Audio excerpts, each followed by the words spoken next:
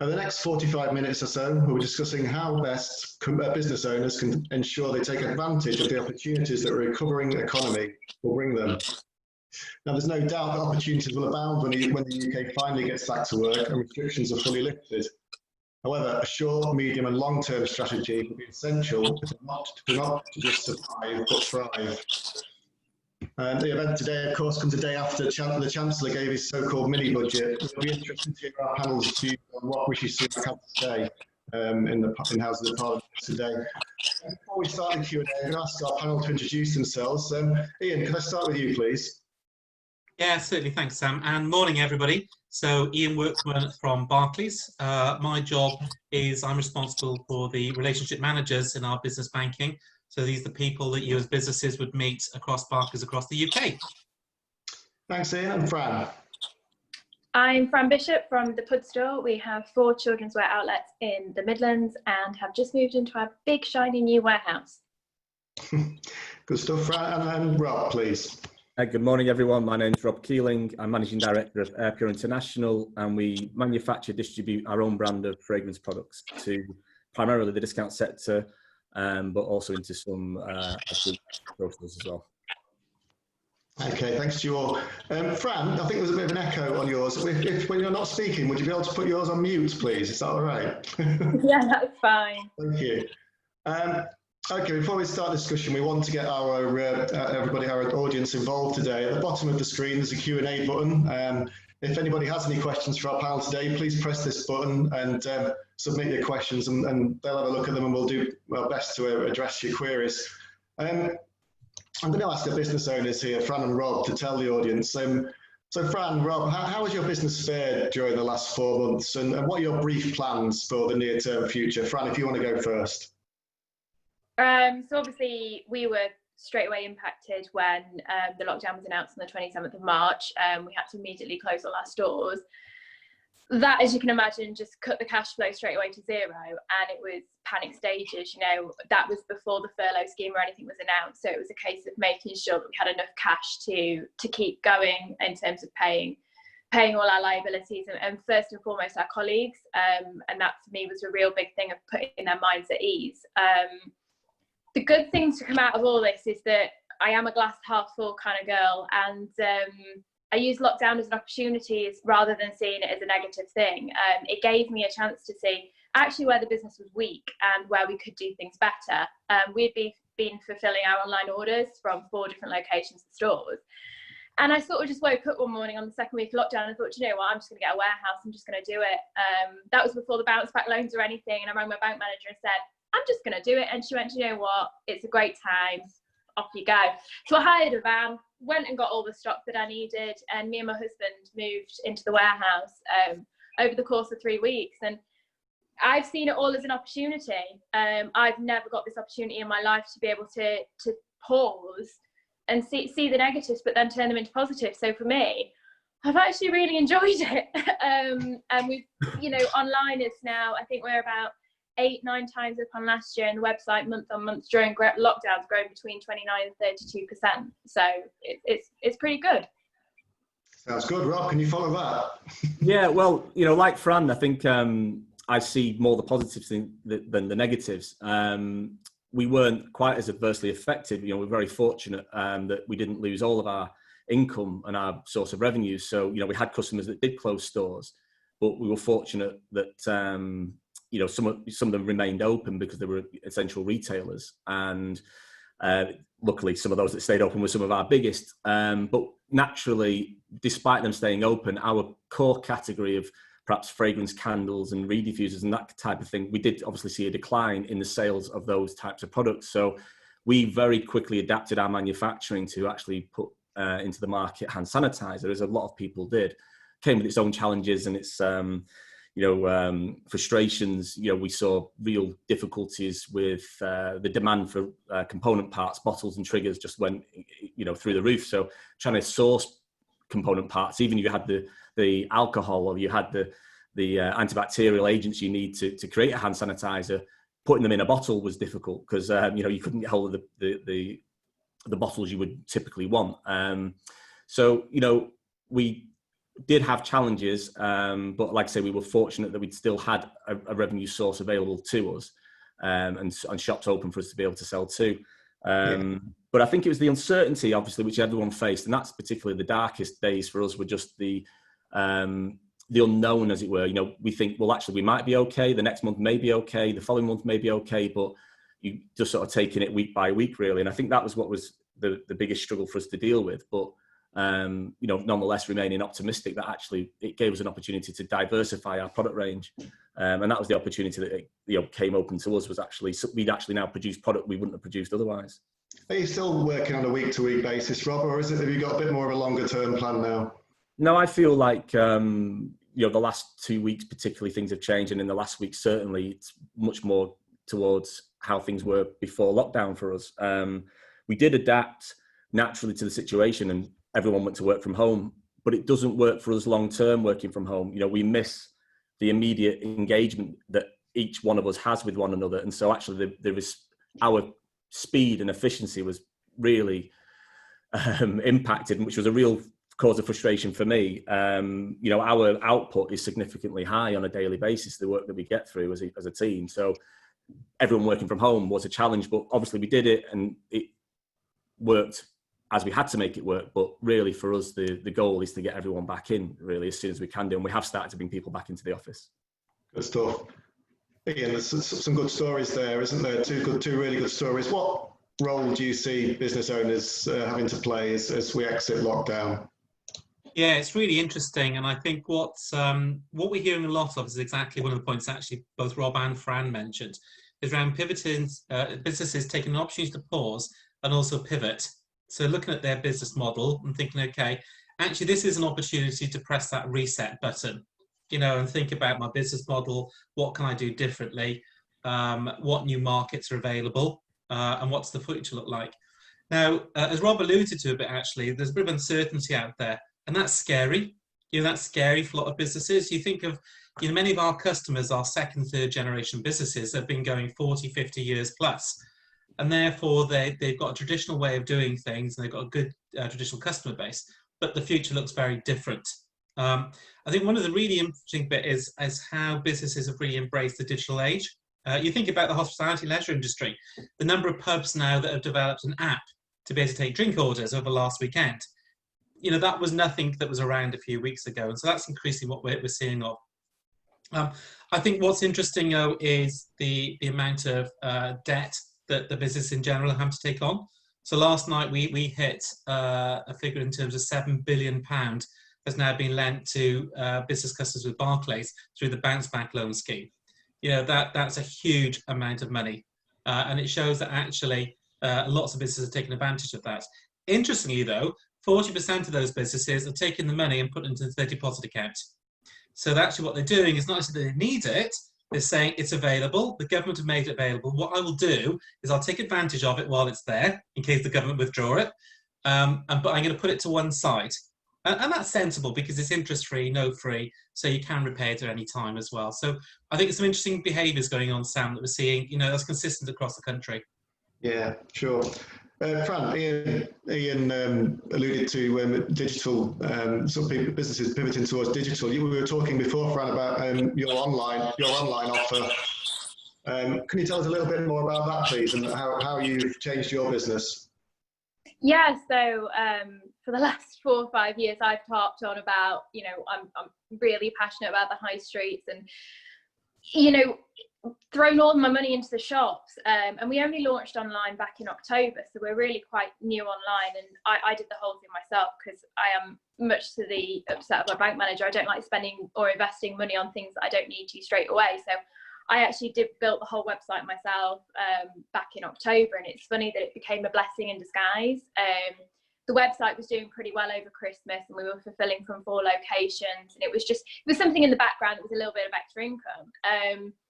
The bit that sort of got me was in April, the website did what we'd done in the first quarter of the 4 tours combined. And that was when it was sort of like a real wake up moment of thinking, how much untapped potential does our online site have? Because I think we'd grown so big on social media that people were traveling from all over to the stores that we'd already got that face recognition that I think every online business needs, but a lot don't have, to sort of give them over to the next threshold. And we, luckily enough, we had it all. Everything we're doing is still organic. We've not invested in any pay-per-click advertising yet. We don't have anyone doing the marketing, the website. It's very raw and it's very natural. But I've been told by web developers apparently that's really good because we're in the promised land.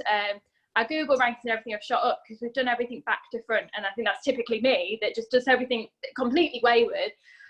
But it's funny because it's worked out for the best, because there's been no investment in an online side at all, yet when we really, really needed it most, because there was that genuine passion that I had, my team had, and more importantly our customers, because I've shared the story from the start 5 years ago of how hard we've worked to make this happen.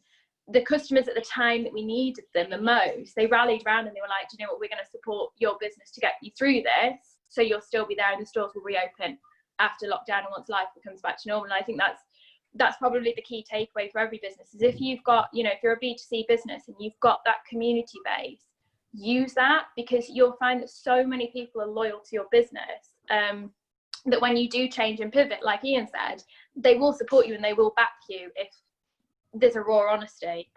Gymshark's a great example of it. They'll bring up, you know, when things aren't going well online and when things are going well, and we've been really, really clear with our customers that it's been difficult to fulfill orders, that they don't mind waiting an extra day or two for that order to come, because they feel like they're socially responsible for us as well. And it's just, yeah, I think we're very lucky, but because we've been so honest from day dot, that's now paid dividends now. You're obviously in a different industry, Rob, but are you finding similar traits in your customers? Certainly, you know, there's appreciation for the situation that we're all in. And as I was saying earlier, in terms of the frustrations around sourcing component parts and actually having to maybe make changes to packaging that you'd ordinarily not want to make, that customers were sympathetic to that. And, you know, we import quite a lot as well. So there were container delays, various things like that. And so, you know, those situations people were understanding of. And, you know, we appreciate that, because, you know, obviously sometimes in when you're letting the customer down or having to ask the customer to make a compromise, you know, it's not what we want to happen. But fortunately, people were, exactly as Fran said, I think so long as you're honest and upfront about it, then people will, you know, support you rather than, you know, punish you for you know, the situation that you're in. It's not something you've done intentionally. So, you know, we certainly found that as well. Good stuff. Ian, in your experience of talking to your client base, then which sectors are doing better than others? I mean, there's obviously some that are really struggling at the moment, but who's doing well at the moment? Do you know what? It's a real mix. I mean, obviously, if you say the sector that's struggling, hospitality and leisure, clearly. Although you're really pleased to see the announcement that the Chancellor made yesterday, I think that'll be a big boost for that sector. I think manufacturing was interesting. At the start, they really struggled because with lockdown and not really knowing how to deal with that. And, you know, hearing Rob talk about how his business dealt with it, you know, actually getting to grips with social distancing and manufacturing, that's really starting to come back up again. It's really interesting as well. We're starting to see some evidence that during lockdown, consumers have been saving money, you know, because they've not been out there spending. My wife keeps reminding me how much I've saved on lattes over the last 3 months. But actually what we're starting to see is consumers are starting to think about investments. So things like new kitchens or new furniture or things like that. So that's actually quite a good positive sign for the retail industry going forward as well. Too early to say what that's going to manifest itself like, but I think it's a positive. A lot now depends on the next few months. You know, the Chancellor's given us his best shot yesterday. You know, he's plugged a lot of money into the economy. We need to get that money being spent through the economy and particularly protecting those jobs. And I think that will be what will really impact businesses going forward. And we could do with the sunshine coming back as well, Sam, rather than the wet weather. Absolutely. You mentioned that there was £7 billion of money you put through the bank to support businesses. I want to ask Fran and Rob how they intend to fund their business over the next year, over the next 12 months. Fran. So obviously we've taken advantage of the bounce back loan. We have an overdraft facility, but for us we've always funded ourselves quite naturally. My business model is slightly different to normal retailers, where we don't actually buy ahead, so we buy in season, and that gives us a constant cash flow throughout. So we'll only buy in as busy as we are. we don't sale off products prematurely. We keep them into storage, and what that does is it gives us a really strong cash flow all year round. So for us, nothing much changed. We took the bounce back loan. We got £50,000. We haven't used it. It's sat there. We've got the overdraft facility. So we're in a really fortunate position that all I'm doing is I'm being cautious, but I'm only spending what I'm getting sort of in sales, rather than being overzealous and saying, right, I'm going to order X amount just because our website's been doing really well.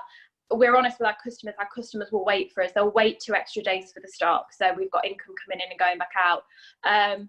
So yeah, pretty old school, but I think that's what a lot of retailers do need to go back to, is instead of placing these ridiculous orders, is just being cautious, but doing it, you know, in a way that grows. So as we're growing, our orders will grow and we'll naturally spend more. Probably over 2 years, we'll end up spending actually more.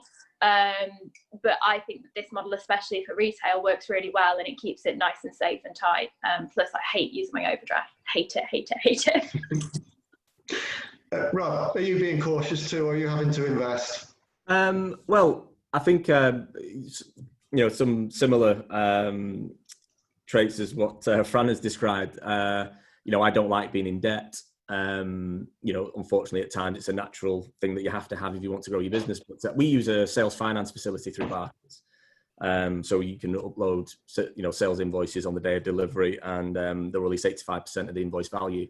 And that's typically how we funded our business. Actually, rather than taking loans or overdrafts, we had that facility open to us. So that also comes with a debt protection element to it as well, which was given the confidence that we were giving out significant amounts of credit to customers. So as long as they're credit worthy, of course, because naturally you don't get credit cover on those that aren't, but nonetheless, it still helps you protect the debt that, the credit that you're giving to your customers. So we continue to use that service. And that's really probably the main source of our funding, is from having the money released early, whilst being able to give the credit terms to our customers that they need to be able to trade with us. I think we took advantage of the furlough scheme where, in the beginning, with the uncertainty, we felt that we had to, with the unknown, put some people on the furlough scheme. So that certainly helped just keep our expenses down, or manage our expenses and our outgoings. But, I'm actually really pleased to say that I think we've been reviewing it, and probably, I'm not saying we're going to be able to repay all of the furlough scheme, but actually I think last month's furlough monies we're actually looking to possibly even repay back. I think, we've been fortunate, as I say, as we've come out of lockdown. Like I say, the first couple of months have been a little bit different, but, we're actually looking at even trying to maybe give some of the money back that we've had, but we take advantage of that scheme. So that helped us. Good. It's becoming more and more popular, isn't it, Ian? The companies paying back the furlough money. Is that a moral obligation, do you think companies have, or what's behind it? Well, I think it's interesting, and I think the country's in this together, and I think there's an increasing awareness that whilst the funding, such as bounce back loans, such as the government's, the chances of investment into the economy, it's got to be paid back at some stage. And actually, is that social responsibility? Can we all do our bit to reduce the national debt? I think that will help.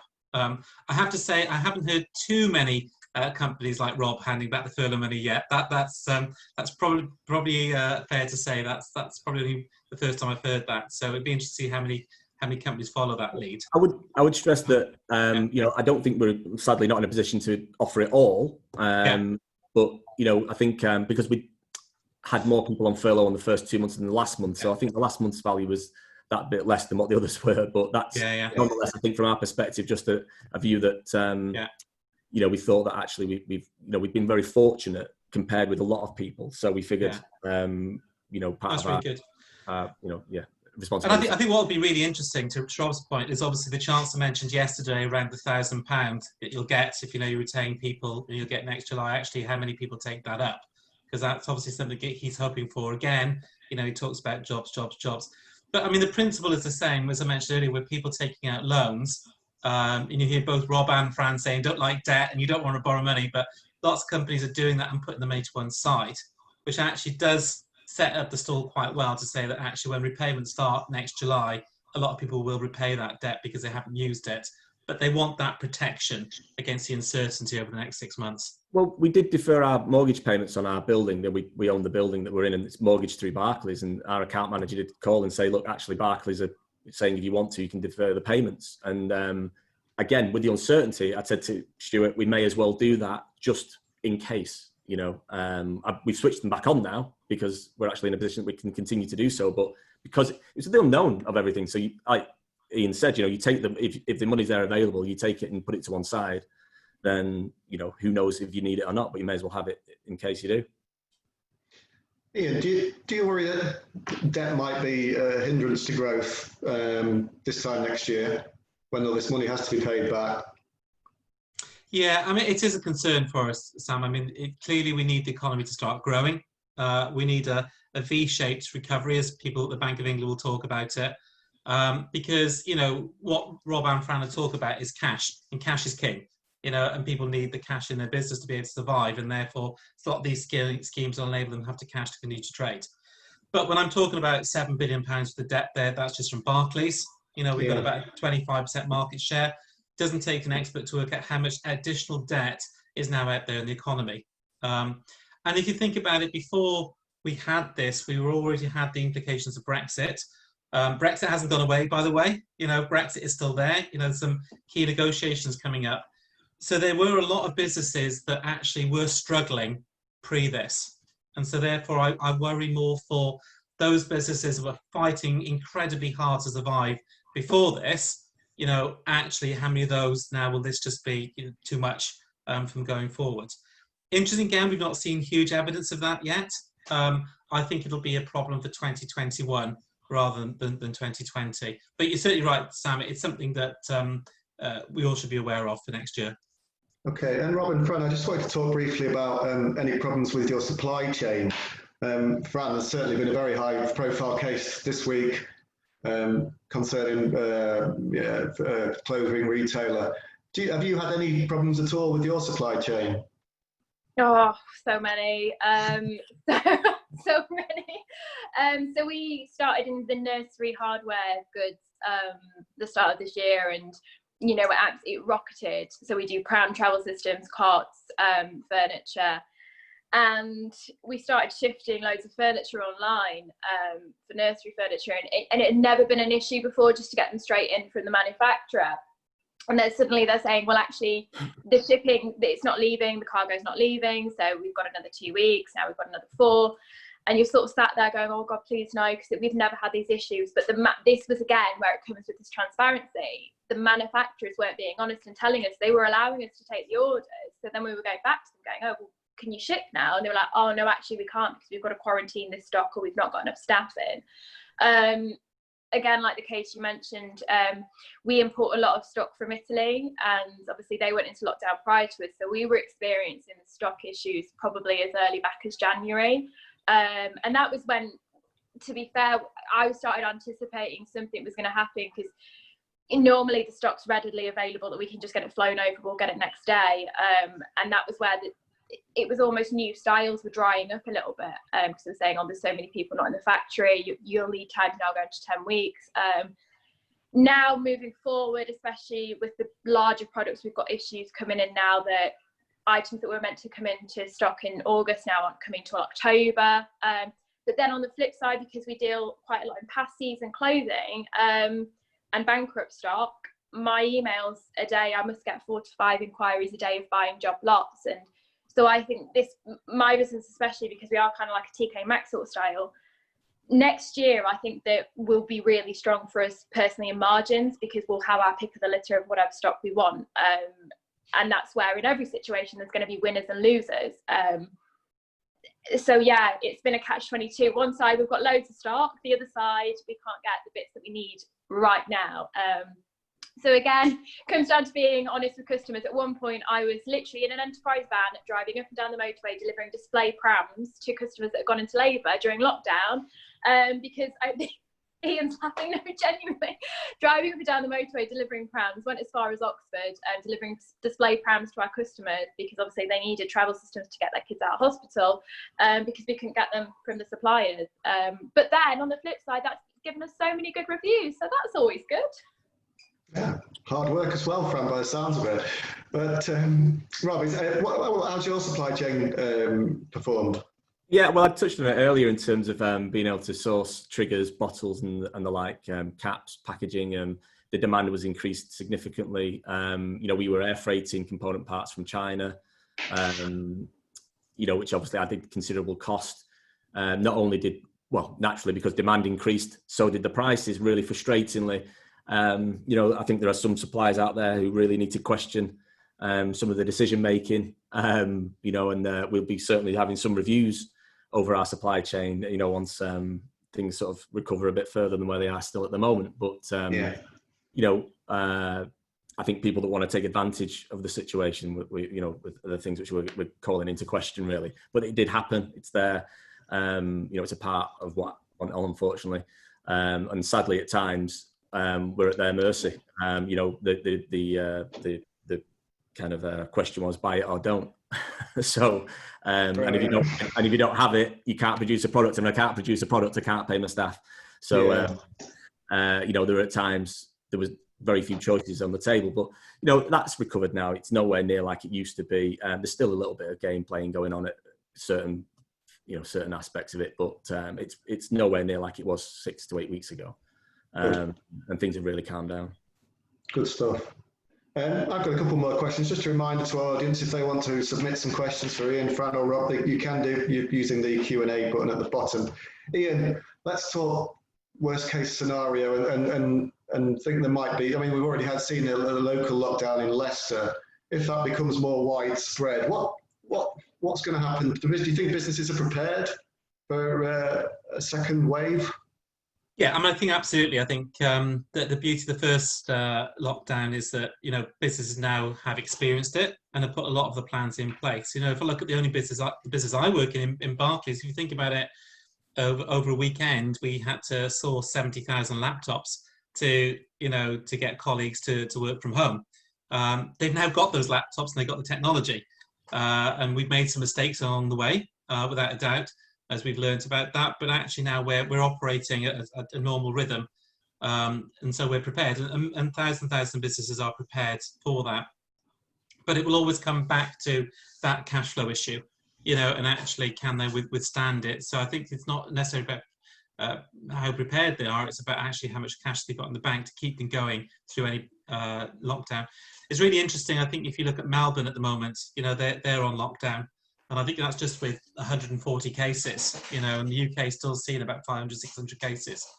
I think the winter will be key. But I think, business seems to be in a pretty good shape. I hear lots of stories like Rob and Fran where businesses are getting on with stuff and looking at ways. I just think about my local pub that, has been serving takeaways during the lockdown period, etc. So I think we're in as good a position as we can.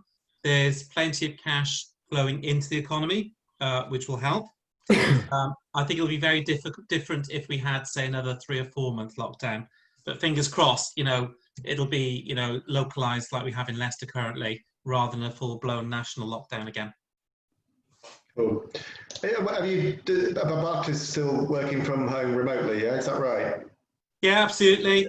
We don't see any plans to return to the offices until probably October, November time. Having said that, we have kept around 80% of our branches open throughout the period. And we've had a great team of colleagues who continue to man those branches to ensure people got access to their banking account, access to cash throughout the period, and things like bank accounts, etc. So those have been open. They will continue to be open. We're part of the key worker status that banks obviously are an essential part of the economy. And interesting, people have been using their banks. They have been using, which I didn't think they would, but particularly businesses have needed those banks to pay in and sort their banking out. Okay. Fran, do you see what will happen if there's a second wave? Will you get back in your van and go down to Oxford with prams again? Or what plans do you have in place? I guess you're all set up by the sounds of it. Yeah, so obviously the warehouse now has made life so much easier. Online, I can't see that, dropping off now. We've edited certain, hero product lines that we do. And let's face it, there's going to be a baby boom, isn't there? It's either going to be divorce or baby boom. So I should be in a great position here. But we've actually already seen an increase in newborn products and unisex products selling. So I first did the CBILS loan application before I did the bounce back, and I genuinely told my bank manager to put that we're going to be in a great position anyway come September because there'll be a baby boom, and she actually agreed with me. So the stats are out there to show that it's going to happen, but you have to look on the bright side, don't you? But I think I'm in a decent industry, touch wood, all things considered. So we're just going to throw it into the baby wear newborn market, our buying budgets. Yeah, if not, then divorce. So the lawyers will be happy. I don't think I've ever met anybody who's optimistic over the last 4 months. Fantastic. Rob, what about your business? Slightly different, I guess. Well, I think we'd just repeat what we've done in many ways. And we'd be more prepared than we were. Exactly what Ian said. We'd bought laptops. We've done a lot of the groundwork that would be, needed if we happen to do it again. It'd be the biggest frustration for me, just on a personal level, just because I enjoy, like I say, the immediacy of conversations and the interactions face to face. It's so much easier, so much quicker. Zoom meetings are awful. People over talking, cutouts, all those kind of things. It's a necessary thing when you have to do it, but I don't see it for me replacing, ongoing long term if we are able to get back to where we were pre all of this. I don't see me implementing, these things we've done for lockdown in the future personally, but I know it's worked for others, but, for me, I found it really frustrating, but, for us in terms of a strategy, we just have to do the same thing we've done again. Yeah, agreed. Okay. We've got a question from the audience here, a question from Ian Borley. Hi, Ian. To Fran and, I guess to all of you. Do you think your customers' behaviours and requirements have changed for good? And if so, how have you responded to that? Do you want to go first on that one, Fran? So yeah, they've massively changed. Obviously, they're looking for more, because they're shopping more online, they're looking for more detail in product. If anything, the fact that online we have to be so much clearer about size guides, whether it's true to size. We do a lot of live videos alongside selling online. So customers that don't feel comfortable leaving the house can still get that human contact that they crave. And we're maintaining that personal relationship. And I think that's really important, especially for e-commerce businesses, to remember. They can't just upload something online now and expect it to sell, because they can't. A lot of people don't feel comfortable going into the store, checking it out there and coming in. The other thing we've had to be really, really strong on is actually our returns policies, making sure that that's pretty seamless. So if stuff comes back in, that we've got it able to refund or exchange back out.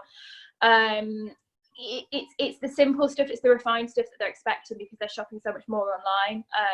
And I know that I said earlier that, they're a bit more forgiving about the time, but then the issue is that then they're all ordering on Amazon, where they get it the same day later on. So for us, they're like, okay, 48 hours now, you've got your fancy warehouse, we want it in 48 hours time.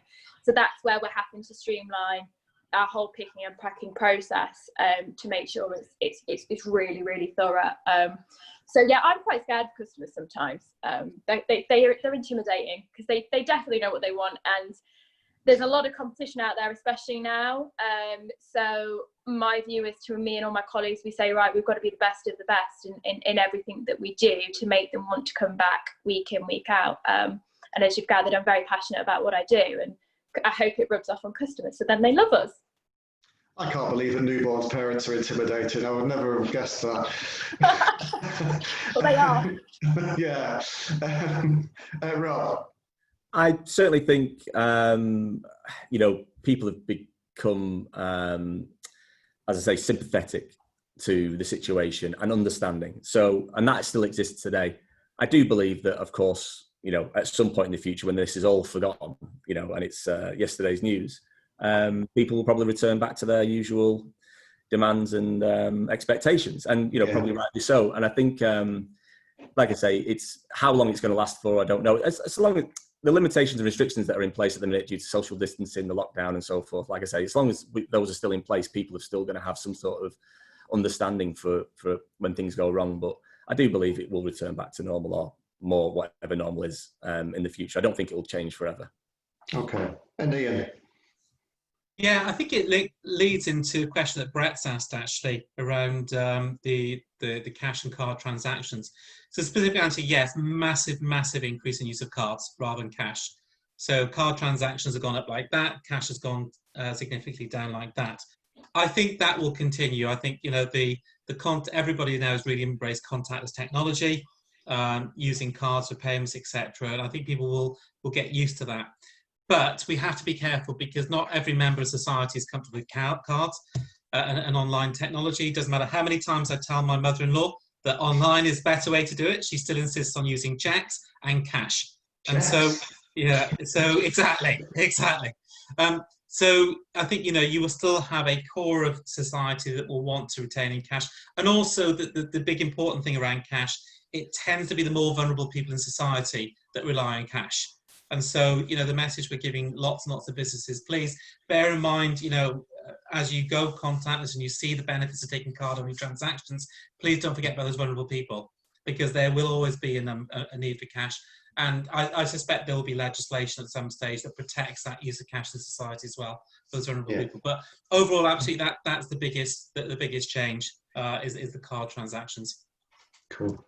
Okay, a question specifically for you, Rob. It was from Mark Lynch. Thanks, Mark. It says, with reference to debt protection element of your invoice finance facility, has cover been maintained, or is it adequate on your client base?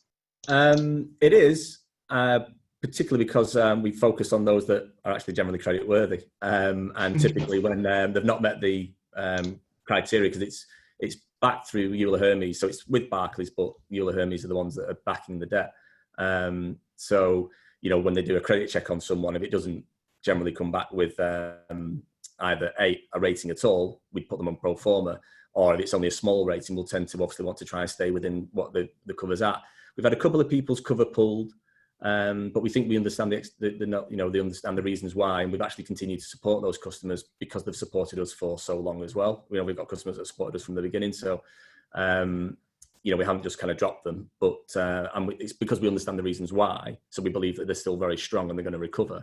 But it's primarily down to the fact that actually we've chosen in the beginning customers that were already creditworthy. So we do know that there are customers out there that have had the credit pulled altogether, which if we were supplying them would be a difficult decision for us to decide whether we continue supplying them or not. So absolutely. So I think the situation. So it's an interesting point there, because of course a lot of what Rob's talking about is based on people's credit ratings, which are driven by things like profit and loss accounts that have been submitted to Companies House. And actually that's something that the agencies are going to have to look at, because the majority of businesses P&L for 2020 are going to look very different to 2019. And in an ordinary world, that would mean a deterioration in their credit rating. But if you suddenly do that, nobody will get credit insurance.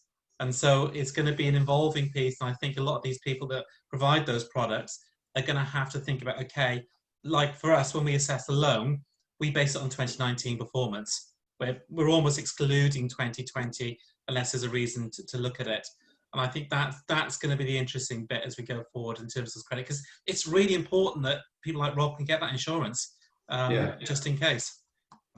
Yeah, absolutely. Okay, guys, we've got a few minutes left. I've got one last question. I'm going to come to you first, Rob. Just go around. Maybe a thought for the future. What lessons from the last 4 months have been most valuable to you, and what will you take forward? Yeah, I mean, there's so much I think that we're going to take from it. Kind of obvious stuff, I suppose, but you know, things that perhaps we'd maybe not implemented as well as what we could have done, and were more aware of it. So making sure people's job roles are defined, making sure they understand their responsibilities was you know, like I say, they kind of knew it, but it was implied, as it were, as opposed to when they then go working from home and they're not immediately all together in one office.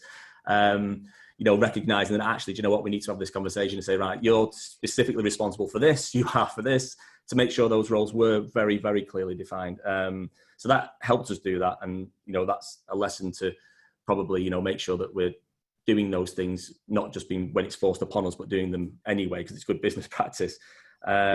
Keeping it simple, adaptable, and working and living within your means has always been an important thing for us. And that's really, you know, been more evident than ever that actually, you know, we've always operated what is typically been within our means. So, you know, we're not exposed to significant debt or significant risk. You know, with customers going bust, we've still got the debt protection in there and things like that. So things that we're already doing, but just highlights even more so that it's the right thing for us to do. So just continue to do that.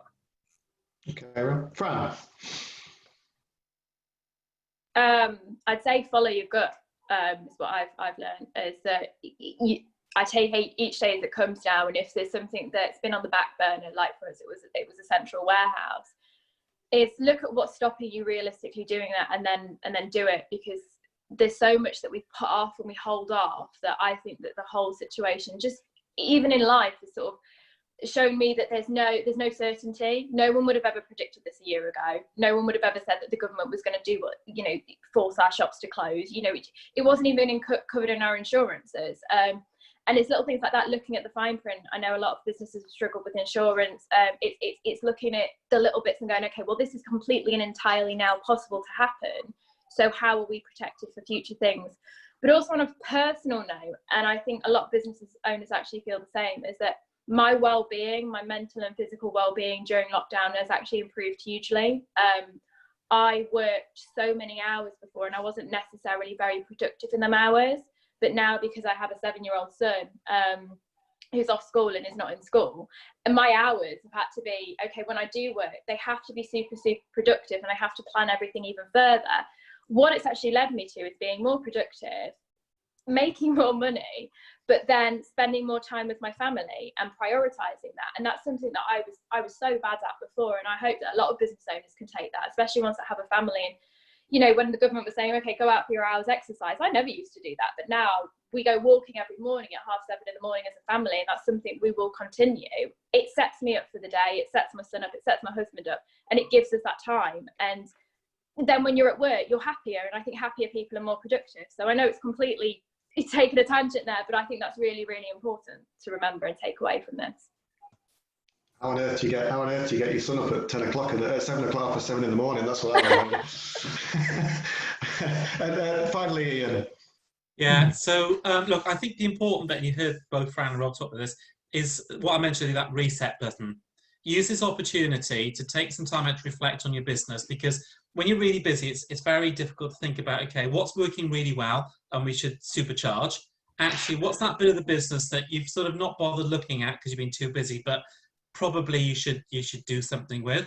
And so use this opportunity to really take that pause button, reflect, and then that will set you up to a really good supercharged start for when we really get bouncing back into the economy. Okay, nice positive end there. We'll leave it there, guys. Time is up. But thank you so much for your insights today. Thank you to Barclays for sponsoring the event, and obviously thank you to all our attendees today. So thank you, goodbye. Thank you.